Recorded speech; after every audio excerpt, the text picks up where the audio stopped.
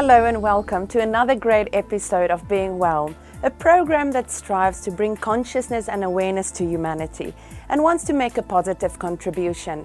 I'm Marianne and I will be your host. I hope you are relaxed because we have a great lineup for you today. Firstly, we will be having a look at gratitude tapping. We all have days when we just don't feel ourselves. So in this emotional freedom technique, Julie Schiffman is going to show us how to tap for gratitude. Then it's over to the lovely Aliyah in her Moroccan kitchen. She's going to show us how to make a delicious roasted chicken recipe. In today's yoga segment, we're going to be having a look at a yoga routine ideal for beginners. It's going to be a full body yoga workout, so don't miss that. Finally, it's over to a video from the Wellcome Trust. They are a charitable organization who supports medical research, and in today's short film is going to be about asthma. So let's take a look.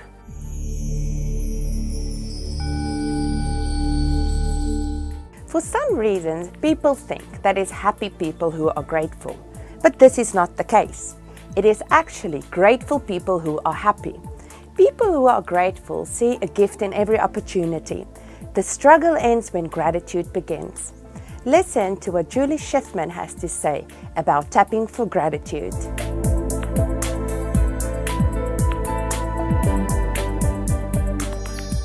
Hi, I'm Julie Schiffman, and today we're going to do some gratitude tapping. Do you ever have one of those days that nothing seems to go right for you? You just wake up and everything seems wrong. Or maybe it's not just one day. You're having a really hard time appreciating life recently. It just seems like no matter how hard you try to make things better for yourself, you perceive that it's all a struggle. Or maybe you just heard some really bad news and you're just so bummed out it's hard to find things to be grateful for. We have all had days like this, and sometimes we are just as happy to wallow in it. That might be okay for a short time, as we deserve to process and be cranky for a little bit. However, if we don't start to address it, this can really cause you to feel depressed and anxious as you feel trapped in misery. This ongoing stress can create an imbalance in your body, and as you probably know, when you're stressed, your body is stressed, and this can cause pain and inflammation and other nasty things. So what I want you to do right now is think about all the things that are really bringing you down. Maybe it's your relationship, financial struggles, your health or job-related issues. I could sit here and guess forever, but really just think about your particular stressors and inability to get out of the negative thinking. You don't want to be stuck in this place, do you? It feels terrible to constantly focus on the negative. So let's start tapping. As always, please remember to take responsibility for your own emotional and physical well-being. And we're going to start tapping on the karate chop point. Even though I am in the worst mood, nothing seems to be going right for me. I love, accept, and honor how I feel about this. Even though this just sucks, I'm just going to tell it like it is. I am miserable today. Nothing is going right, and I can't seem to think of anything to be grateful for. I accept myself anyway. Even though it is really hard to love and accept myself today,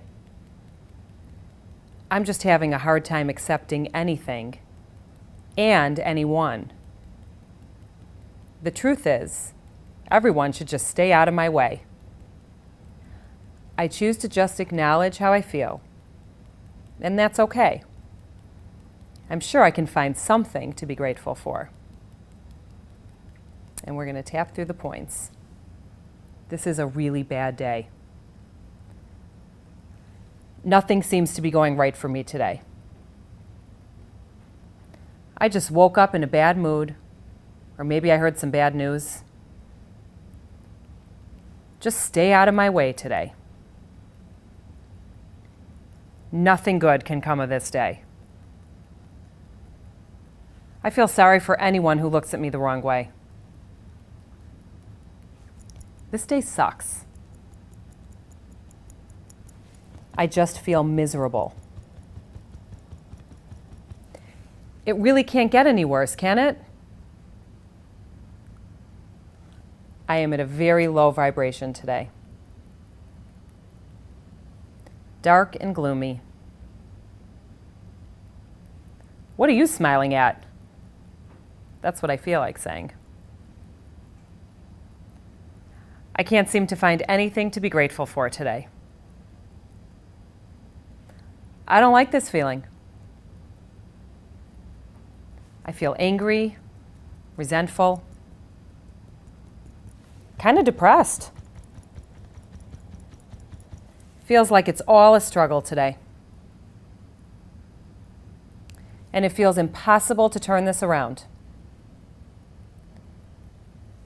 But I wonder if I can. I'm watching this video, so I must be willing to try something. Anything that will help me to feel better. The truth is, it's hard for me to see the bright side today. But I'm open to trying. And I would bet there are actually people out there who think I might have it pretty good. So what are the things I'm grateful for? I woke up today. I'm breathing today. Maybe I even have my health today. I'm thinking about one or two people who really love me or care about me. I know what it feels like to smile. I'm thinking of one thing that makes me happy. Maybe it's my pet, a child, a sibling, a friend. Lucky me. Lucky me. Lucky me. I can actually think of a few things that I'm grateful for. Maybe it's just one or two things today. But I am grateful for those things. Lucky me that I can shift this quickly. Lucky me that I can really be challenged today and still come out standing tall. I remember having other bad days, and I've gotten through those days pretty well. This doesn't have to be permanent. Lucky me that I have the opportunity to really grow and learn from this experience. Lucky me that this feeling won't last forever. I'm raising my vibration to appreciation.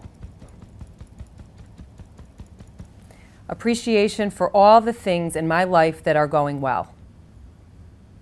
Maybe just okay. But I'm here to tell about it. I am living and breathing today. I am grateful for that. I am grateful. I'm grateful for all the things in my life that are going well. And it's okay to focus on that for a minute. Lucky me. Peace. Take a big deep breath in. Let it all out. See how that feels. And please know that feelings and vibrations don't have to be permanent. You do have the power to change them at any time. Just start tapping and your vibration will start to change almost immediately. Keep tapping through this if you need to. Change your thoughts and change the way you see your day, even the worst day. Lucky you. Keep tapping.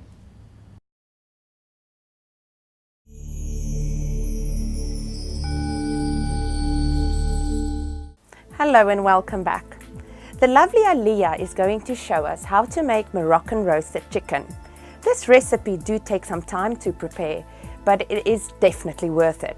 It takes some time because you have to marinate the chicken, but it is great for dinner parties, so take a look.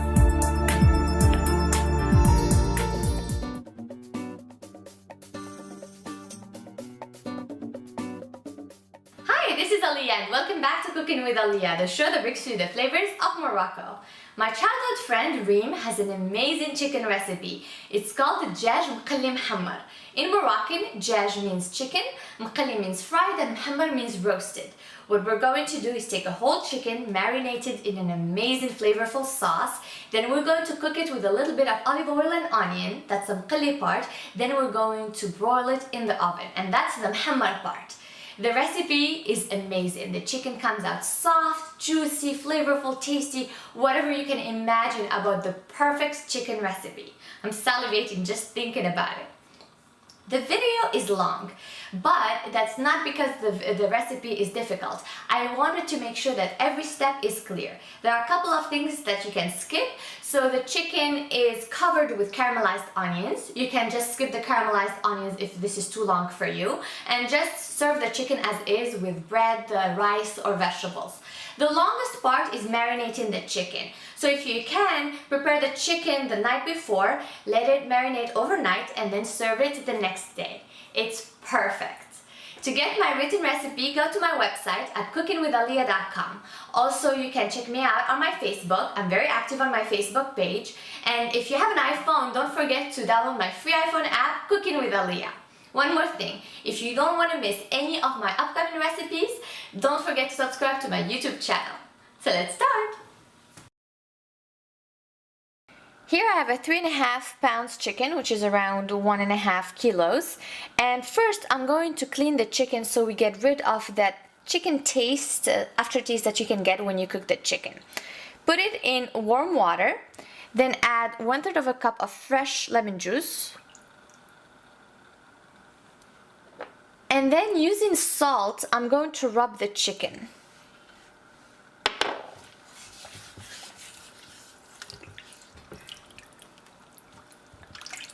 So gently rub the chicken, the skin, inside the skin here.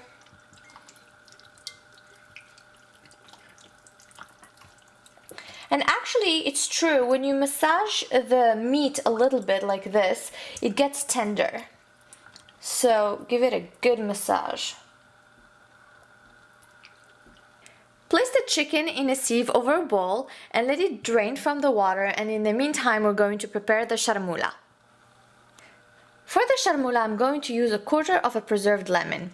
You can buy preserved lemon online if you're living outside of Morocco, and if you're living inside of Morocco, they're very popular.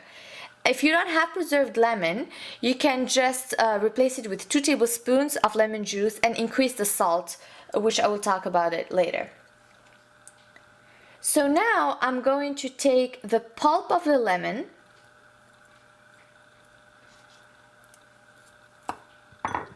see, I'm going to take the pulp and just basically cut it with the knife. Make sure it's in little pieces.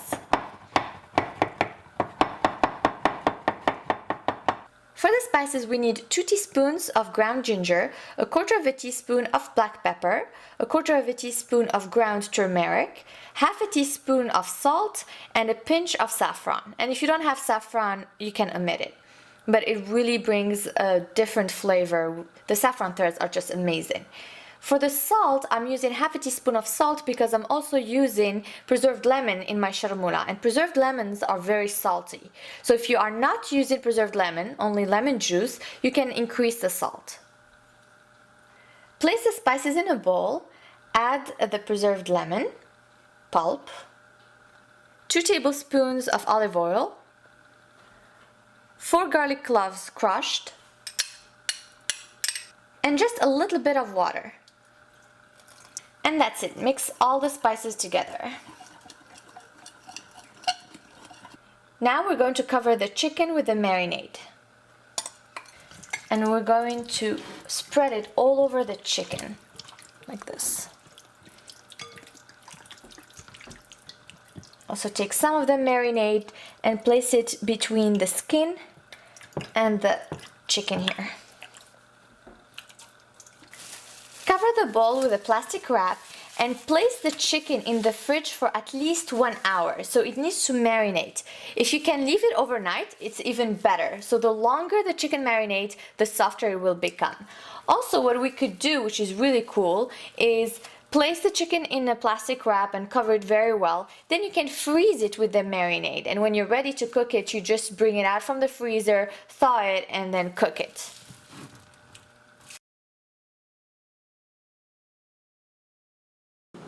I let my chicken marinate overnight.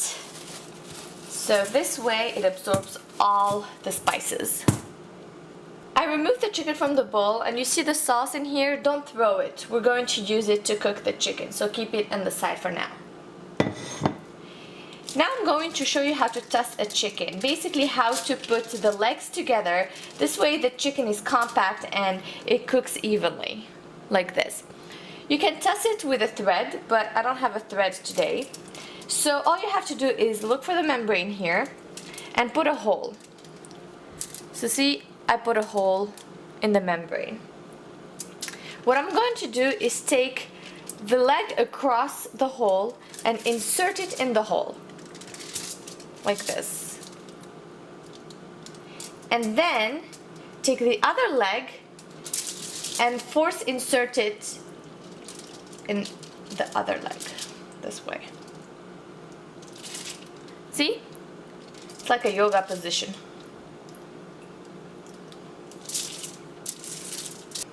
For the wings, I'm just going to use skewers. So you toss them on the back of the chicken, like this.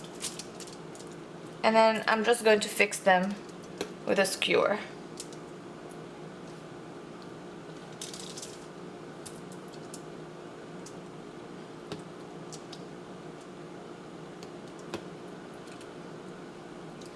And that's it. So my wings are compact and my legs are compact. Tossing a chicken without a thread. Now we're going to cook the chicken. On medium heat, drizzle 2 tablespoons of olive oil. Add 1 small onion grated, 3 garlic cloves crushed. For the spices, we will need 1 teaspoon of ground ginger, 1 teaspoon of salt, a small pinch of saffron, 1/4 teaspoon of ground turmeric, and 1/4 teaspoon of black pepper. If you don't have saffron, don't worry about it. You can omit it. Also, put the sauce where the chicken marinated. Mix and cook the onion on medium heat for around 3 minutes. After a few minutes of cooking the onions, we're going to add the chicken. So add the chicken like this and cook it for 5 minutes on each side. After 5 minutes, carefully turn the chicken to the other side. Now cook this side for another 5 minutes.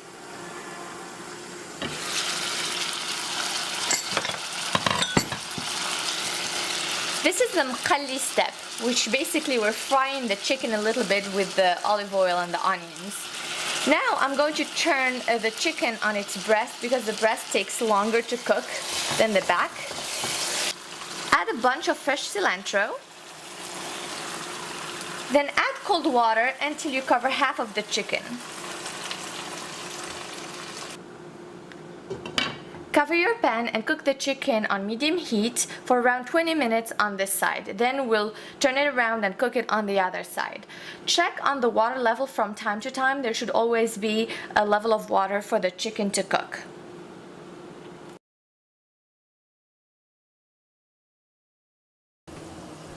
While the chicken is cooking, in a separate saucepan we're going to prepare an onion sauce, which is basically like caramelized onions, but it's not sweet.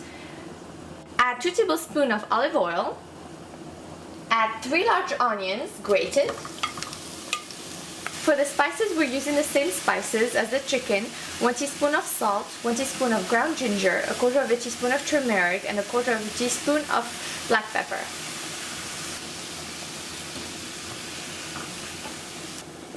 What I'm going to do here is take around half a cup of the chicken sauce and add it to the onions, because it has all the flavors of the chicken.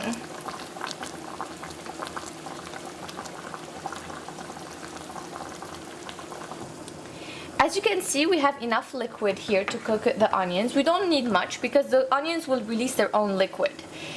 and cook the onions on low heat while the chicken is cooking until they become thick and caramelized, and you get this really soft and smooth sauce. From time to time, check on the liquid just to make sure that they're not dry so they don't burn.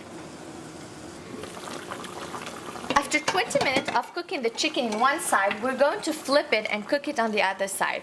I actually didn't have to add water to the chicken, so the 1 cup we added was more than enough.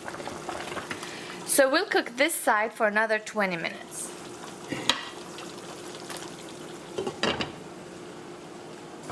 Check on the onions and stir from time to time. If you had chicken liver, you can actually cut the chicken liver in small pieces and add it to the onions.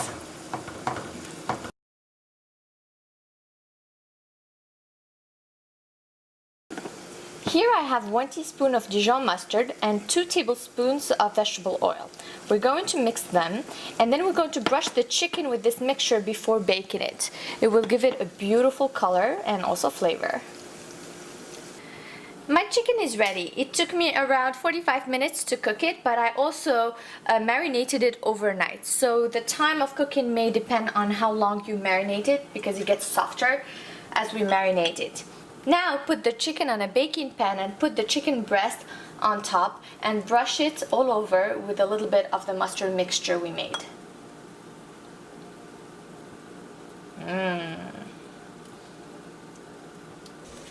Now we're going to broil the chicken. As for the sauce with the chicken cooked, we're going to remove the cilantro from the sauce. I've increased the heat to medium-high and cooked the sauce for the past 10 minutes and covered so that the liquids evaporate and the sauce thickens. The onions are still cooking on low heat.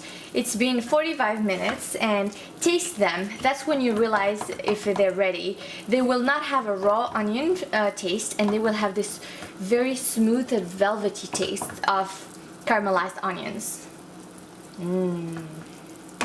So it will take around 45 to 50 minutes on low heat for the onions to caramelize. My chicken is ready. Now I'm going to plate it and cover it with the thick sauce.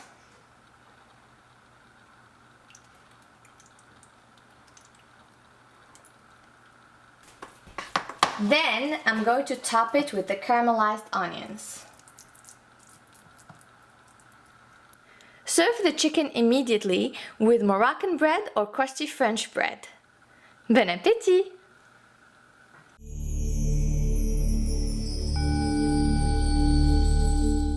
Hello and welcome back. Yoga is a great way to start the day. It brings attention to the breath and it calms the mind. In today's yoga segment, we will be showing you a yoga routine ideal for beginners. It's a full body workout, so don't miss it. Today I will be fit, and today we're going to get into some yoga. So get started on your knees in child's position. So you want to be on your knees with your knees either closed or a little bit wider than hips width apart, and reach your arms out. Breathe in through your nose and exhale out through your nose, sinking your tailbone down towards your heels and your chest down towards the mat. The crown of your head is pressed into the mat, and your hands and your fingers are outstretched wide. Take a couple of deep breaths in this position, knowing that every inhale and every exhale is important in what you're about to do. On your next inhale, rise up onto hands and knees, and inhale, reach your chest up, bring your belly button down, and then exhale into a nice rounded cat back. With your shoulder blades press into the sky. Inhale, drop your belly. Gaze upward. And then exhale. Nice rounded back. On your next inhale, take it up to a downward dog, so you're in inverted V position. You want to make sure that your feet are hip width apart and that your hands are splayed outwards, pressing evenly into all 10 fingers, all 10 toes, and reaching your chest towards your thighs. On an inhale, take your right leg up, hips square towards the ground, and your right foot pointing towards the earth. Your left heel should feel planted deeply into the earth, and you should feel a nice deep stretch. On an inhale, bring your leg through, and then drop your left knee, making sure that your right knee and your right ankle are in line. So inhale, reach back into your right hip, stretching out your hamstring with your toes pointed up, rounding over that extended leg. You should never feel pain. You should breathe deeply and send your breath to whatever spot is hurting. Inhale, come back up, stretching into your left hip, gazing up towards the sky, and then exhale, fold back over your right leg and extend it straight. On an inhale, back up, really stretching deeply, and then exhale, extend your right leg. Inhale back up and place your hands on your right knee, making sure your knee is not extended past your toe, really sinking deep with those hips. If you're feeling this stretch, you should give me a thumbs up and definitely share it. And you should definitely do some yoga anywhere between 4 and 5 times a week. It's important to increase mobility and to strengthen your core. Now take those palms towards the ground and reach your leg back one more time. Inhaling back, tucking your right leg, and just going into a deep runner's lunge right here. Tucking your tailbone underneath, and your left quad is tight. Inhale, reach up towards the back bend, and exhale, palms on the ground. Reach your right foot back, and then back into a downward dog, raising your hips high to the sky. Take a couple of deep breaths, breathing in deeply through your nose, starting with your throat, your chest, ending with your belly, and then exhaling deeply, starting with your belly, exhaling out through your chest, your throat. And inhale, take that left foot up, feet pointing towards the earth, and your right heel closer towards the ground. Really pressing back into your hands, raising those hips a little bit higher. And then on an exhale, bring your leg forward in between your palms, and go ahead and drop that right foot, and let your toe go. And then scooting back into your left hip, straightening out your left leg. You really should feel this in your hamstrings. With all of the walking that we do, our hamstrings are typically very, very tight. Stretching your left toes towards the sky. And then inhale, bring it back up. You can stay on your fingertip or your palms if you like. Just make sure to sink in really deeply with that right hip, and making also sure that your left knee and your left ankle does not go past. And then inhale, stretch it back, deeply, and then exhale, bring it back forward. Inhale, bring it back with that nice round cow back or cat back, and then inhale, back up, sinking into that right hip. Exhale, push and straighten out your left leg. Noticing any spots of tension, noticing where they are in your body. And on every inhale, breathing into the spot deeply with your exhale. Your next inhale, come up. One more time, exhale back. And then inhale back up. Place your palms on the mat, tuck your toe, and bring your left palm, your left foot back to meet your right. Bring all of your weight onto the tips of your toes, onto your big toe if you can, and slowly, if you can, all the way down to the mat. If you need to drop your knees, then do so.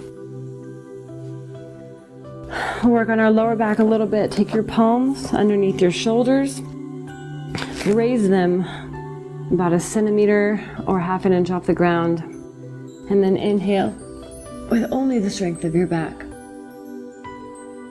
And then exhale back down. That's how you should be feeling these next couple of cobras. So inhale up, using your palms only very, very lightly. Exhale down. Inhale back up, reaching your chest towards the sky, gazing upward. Exhale back down. Think of zippering your legs together, your toes, your ankles, your knees, your glutes should all be tight and together. One more time, inhale up and press slightly up into a nice upward cobra where your hips are off the ground. And then exhale back down. Tuck your toes, lift up into a plank, and back into downward dog. Now, if you know how to jump in between your hands, then do so. If not, we're going to raise our heels really high, reach back with your hips, and then bring your left foot and your right foot to meet at the top of your mat, keeping your knees bent. Inhale, halfway lift with this flat back, and then exhale, sink deeply, bending your knees, touching your chest towards your knees. I want your chest to touch your legs. Breathe, bend a little bit deeper in the knees if you have to. Inhale up, and exhale, fold. And then inhale up with a flat back. Reverse swan dive. Touch your palms together, squeezing your glutes in, your hips forward, your shoulder blades down and away from your ears. And exhale, palms all the way down. And your palms come to center. Every exhale, every inhale, you're thinking of bringing your chest towards your thumbs, stretching your palms out wide and pressing them together. And then on an exhale, root deeply, squeeze your glutes together and engage your core. Inhale, chest open. Think of reaching the crown of your head towards the sky. And then exhale, rooting deeply. So in yoga, the word namaste means the light within me honors and salutes the light within you. Now in our parting, we'll say that word to each other. And if you like this, comment, give me a thumbs up and share, and check out my Facebook page at Today I Will Be Fit. Thank you and namaste.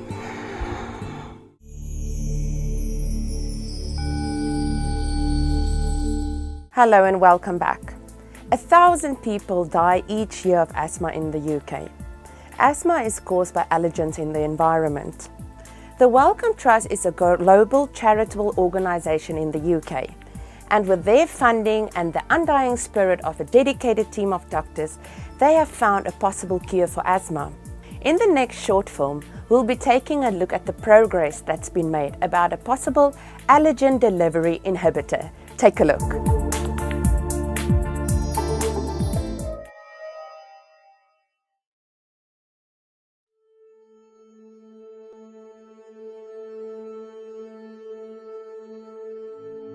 In the UK, approximately 1,000 people die each year from asthma.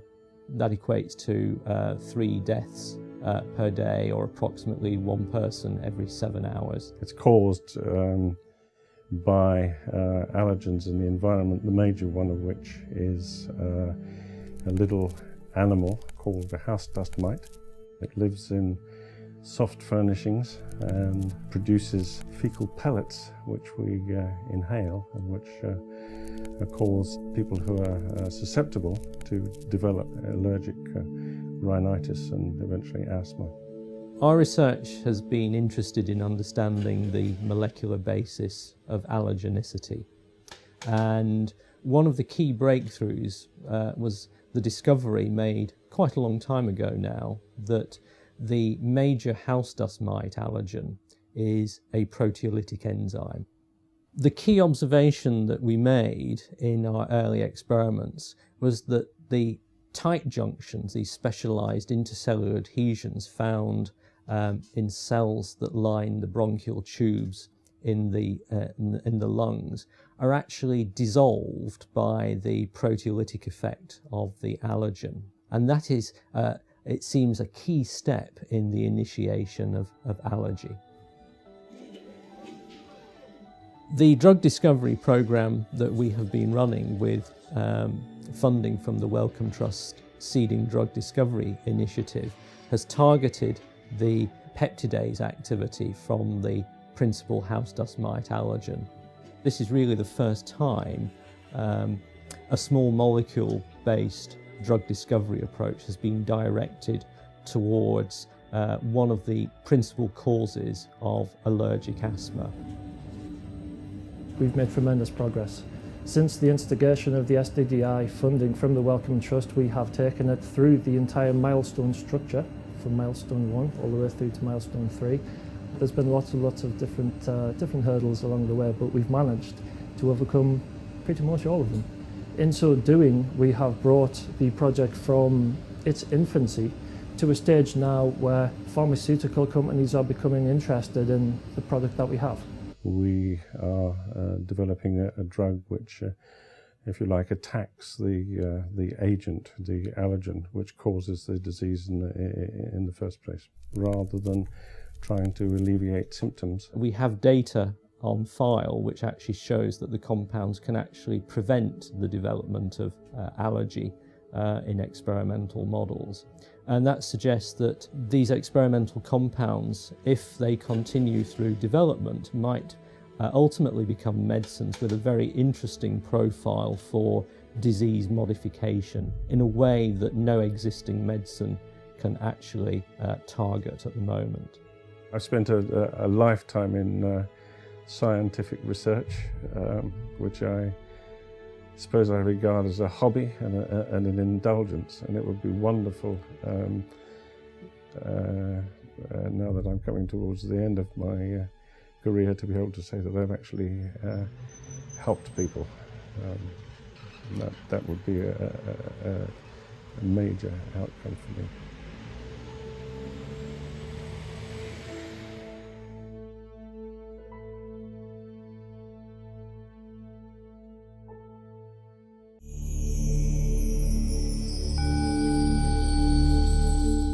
Gratitude is the best attitude.